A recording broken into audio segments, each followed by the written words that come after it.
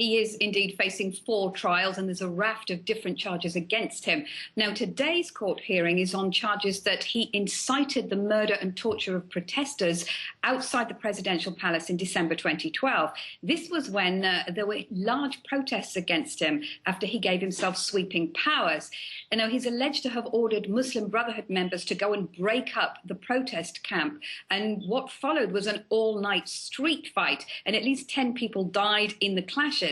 Although the Muslim Brotherhood has always claimed that most of the victims were Muslim Brotherhood members.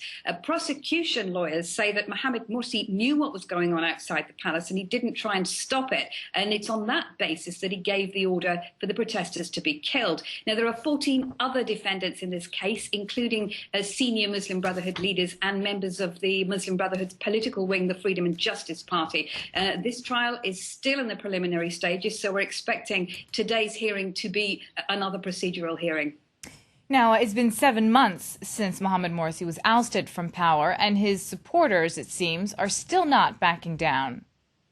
Yeah, we are still seeing Morsi supporters out in the streets every day across the country. Yesterday, 1 person was killed and 26 injured in protests all over Egypt. This is according to the health ministry. Now, here in Cairo, in northeast Cairo, in Ain Shams, that's an area known as being an Islamist stronghold. There were fierce clashes between what appeared to be local residents and Morsi supporters. Now, that was after a group of a few hundred Morsi supporters tried to stage a sit-in in a nearby square. They'd started to set up a podium and pitch tents. Then their protest was attacked and a big fight developed. Now, according to local media, shots were fired before security forces moved in with tear gas to disperse the sit-in and the protesters.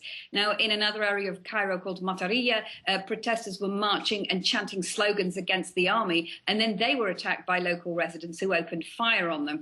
According to local media, they then responded by throwing Molotov cocktails before security forces moved and broke up the protest. And this is the kind of thing we're still seeing happening practically every day, and really just shows how Mohamed Morsi's supporters are not backing down even now.